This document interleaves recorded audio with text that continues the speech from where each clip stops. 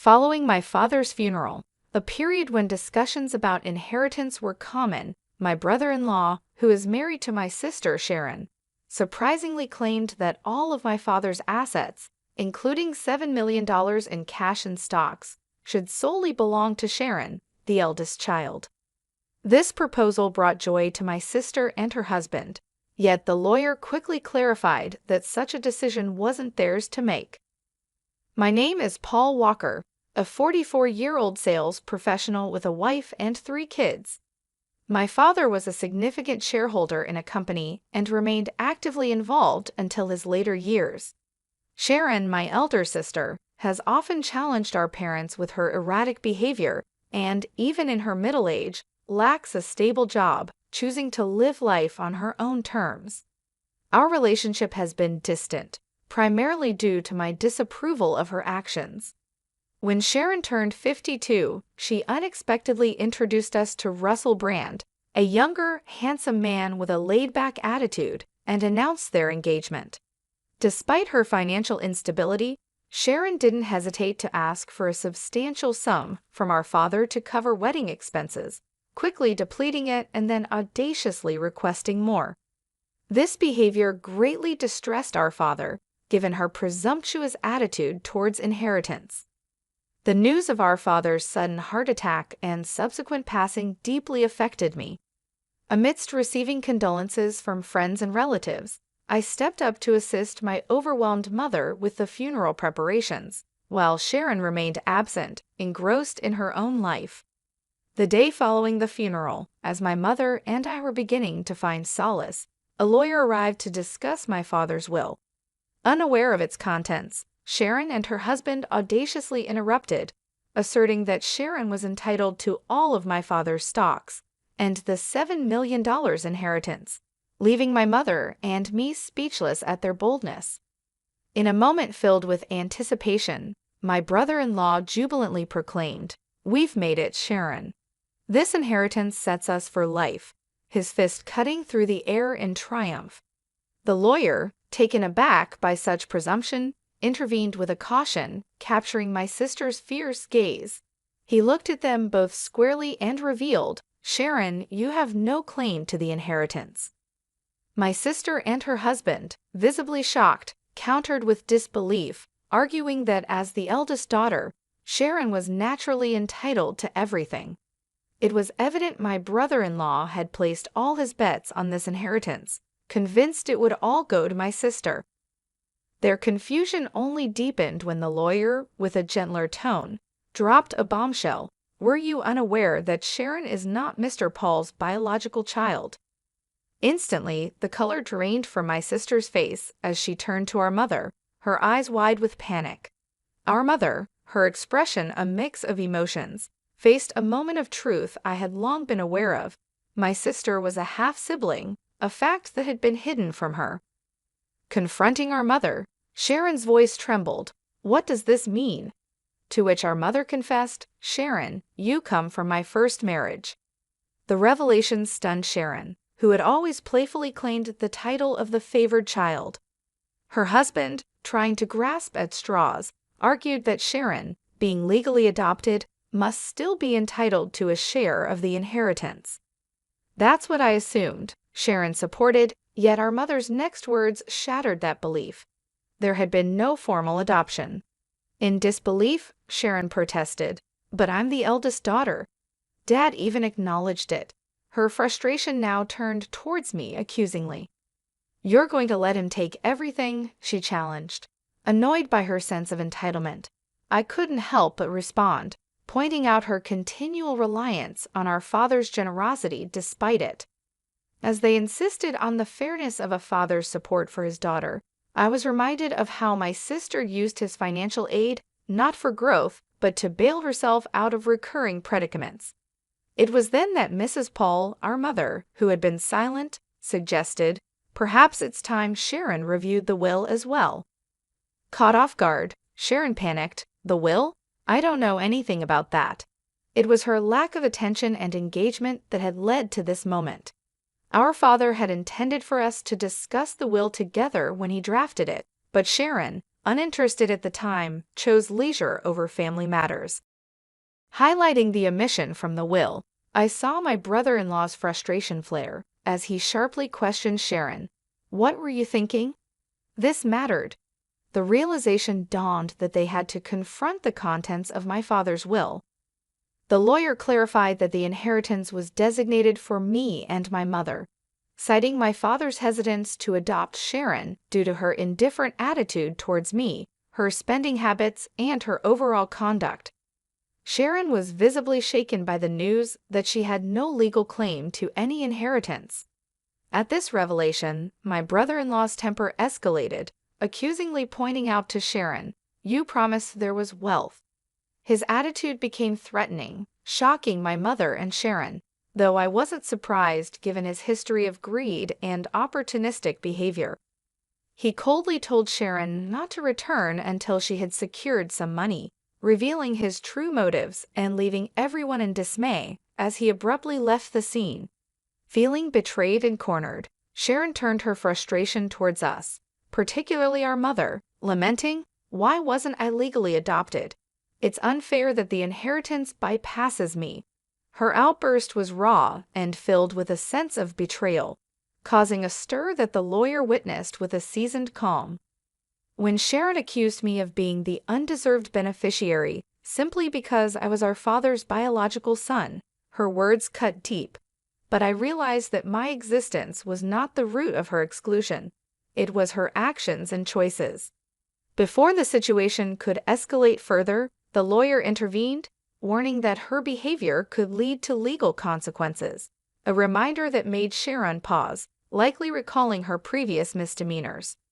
As time passed, the inheritance process concluded smoothly, thanks in part to the lawyer's expertise, leaving no room for further dispute from Sharon or her husband. Despite their initial discontent, my mother decided to give Sharon some financial assistance, a gesture I chose not to comment on.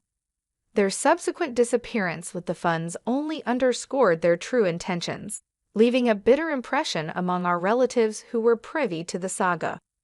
Seeking to uplift our spirits, I organized a family meal with my mother, wife, and daughter. The outing, suggested by my wife, brought a noticeable change in my mother's demeanor, brightened by the presence of her granddaughter, offering a moment of joy amidst the ongoing family turmoil. During a moment of calm, I suggested to my mom, "How about moving in with us?" But I was quick to add, knowing the unpredictability tied to my sister, Sharon, she might drop by, seeking help, especially financial. We should be cautious not to enable her too much. My mom's hesitation was palpable. Sharon, despite everything, was her daughter, and the prospect of potentially inviting conflict held her back. I left the offer open for her to ponder as we approached our ancestral home, only to be greeted by an unexpected sight. Lights on in what should have been an empty house. Suspecting Sharon might have returned, I proposed, "Let's have a quick coffee inside," as we got out of the car. Suddenly, a car charged towards us, missing us by a whisker, but in protecting my wife and responding to my daughter's alarmed cry, I ended up in a flower bed, slightly injured by the fleeting touch of the car, which eventually crashed into the garage entrance. My wife and daughter rushed to my aid, while my mother, frozen with shock, watched from the doorway. The incident led to my hospitalization overnight, and I later found out that Russell Brand, my brother-in-law, was behind the wheel, claiming a mix-up between the accelerator and the brake, a story I found hard to swallow. When my mother and sister visited me in the hospital, Sharon's response to my condition was chilling, hinting at her disappointment in my resilience, almost as if she had hoped for a more beneficial outcome for herself. I couldn't resist commenting on her apparent wish for my demise to claim the inheritance, noting her unease as she diverted her gaze. I then revealed that our mother intended to relinquish her inheritance in my favor, making any drastic actions from their side futile. My sister's shock was evident. The concept of foregoing a rightful inheritance seemed alien to her. I further explained that, in preparation and following our father's prudent approach, I had already drafted a will, ensuring my family's future, thus redirecting the inheritance away from our mother directly to them. My sister's plea for a share from the speculated $7 million, under the guise of familial generosity, only highlighted her desperation and misunderstanding of our family's values and intentions. In the aftermath of firmly rejecting my sister Sharon's demand for a substantial share of the inheritance, the atmosphere in the hospital room shifted dramatically. Sharon's demeanor transformed, her face contorting into a visage of pure fury as she physically accosted me, her hands gripping my collar in desperation. "Give me half, I'm your sister," she demanded, her voice laced with a chilling blend of anger and desperation. It was a distressing sight, witnessing her descent into what appeared to be a state of irrationality, driven to the brink by her intense desire for the inheritance. Her actions, so starkly at odds with the values our father held dear, made me regard her with a deep sense of pity and disappointment. "Do you not realize how your greed would have disappointed Dad?"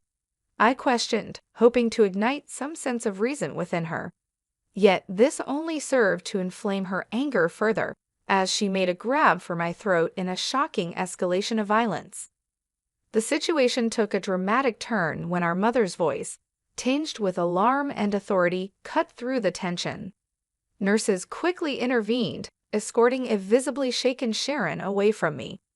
Despite the turmoil, it was evident that my mother's heart ached for Sharon, her biological daughter, even though Sharon had directed her vitriol towards her as well. "Where did I go wrong in raising her?" my mother lamented, a question heavy with sorrow and regret that echoed in the sterile hospital corridor. The emotional and physical toll of the incident was soon overshadowed by my mother's deteriorating health. As her condition worsened, my wife and I found ourselves more involved in her day-to-day care, a development that seemed to provoke Sharon's resentment. Her feelings of exclusion were palpable, especially as she confronted the reality of our increased presence in our mother's life. This tension reached a boiling point when Sharon, in an abrupt phone call, insisted that she and Russell would take over caring for our mother, effectively sidelining my wife and me. Her declaration was unexpected and filled with a certainty that brooked no argument. Despite my attempts to reason with her, to discuss what was best for our mother, Sharon remained unmoved, ending the call with a finality that left us stunned. Confirming this sudden shift with my wife, who had received a similar message, we were both left concerned for our mother's well-being, especially considering Sharon and Russell's lack of experience in caregiving and household management. Surprisingly, Russell claimed to have some caregiving experience, a small comfort given our mother's still manageable level of independence. Yet this reassurance was short-lived. Within a month, a grave medication error sent our mother to the hospital, her condition alarmingly frail. It was a mistake that was unlike her, known for her meticulousness, especially with her medication.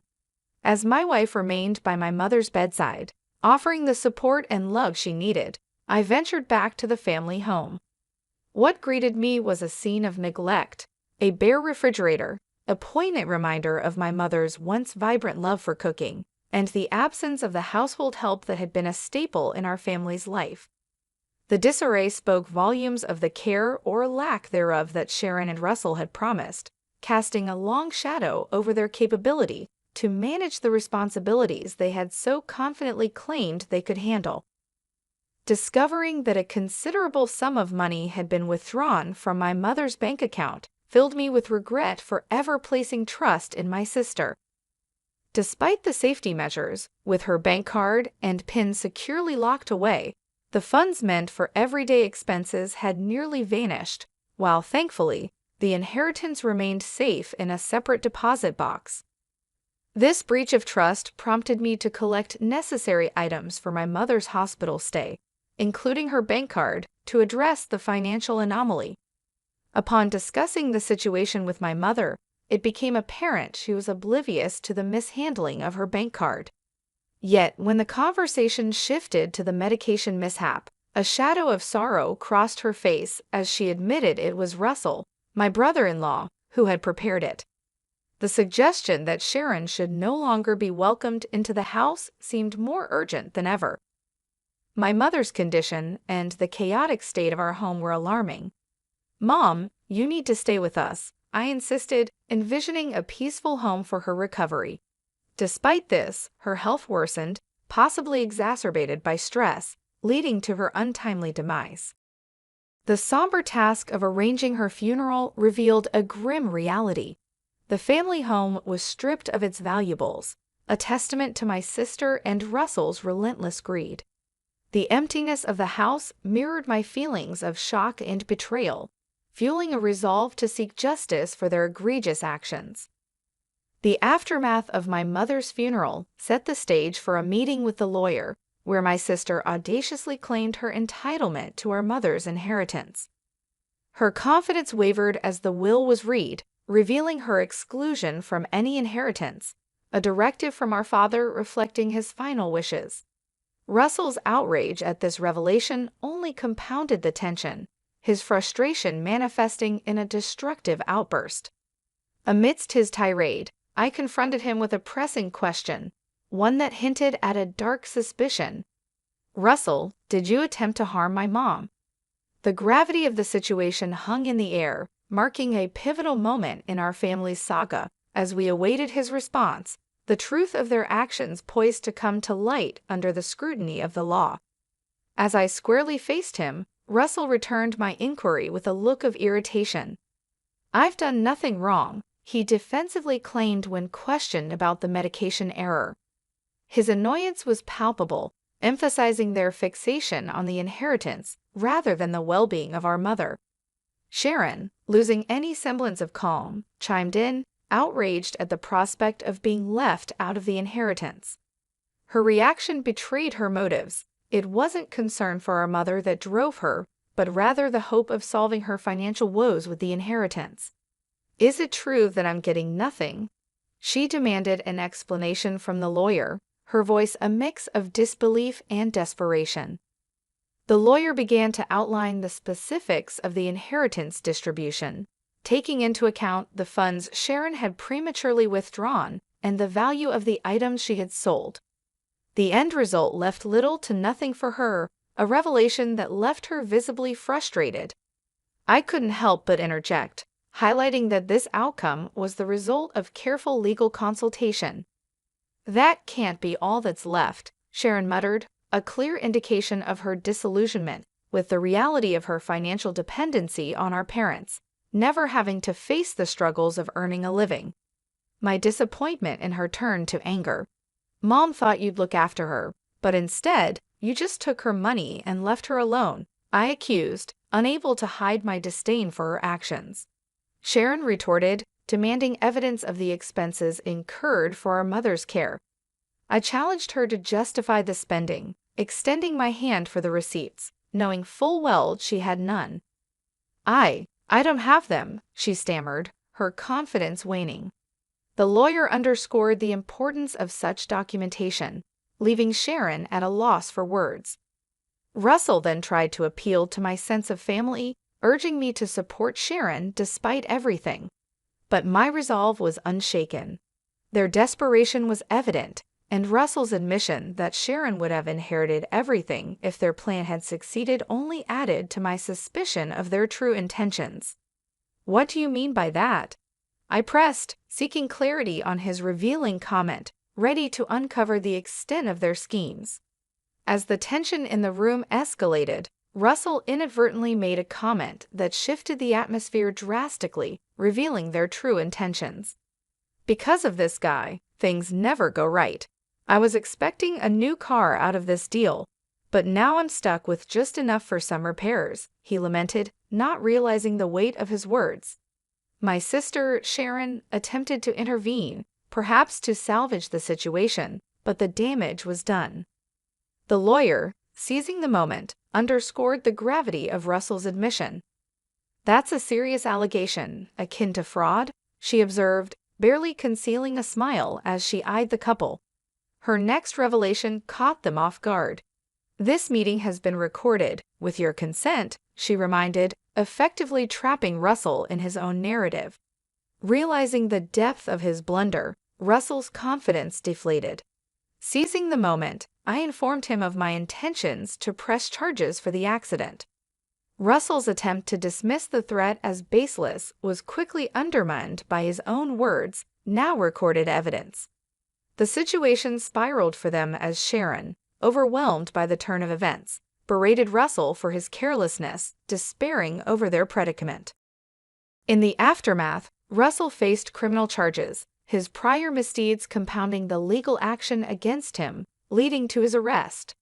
Sharon, implicated for her role, received a milder sentence due to her lesser involvement. Facing financial ruin, she reached out to relatives for support, only to be met with rejection, a consequence of her actions and their fallout. As for me, witnessing the unraveling of my sister and brother-in-law's schemes brought a complex mix of vindication and sorrow. The path they chose not only led to their downfall, but also strained familial bonds, leaving a lasting impact on all involved. I kept on working hard, choosing not to depend on any inheritance. Instead, I found comfort and a bit of joy in the dividends that came from my investments in stocks, considering it a small but satisfying reward for my efforts.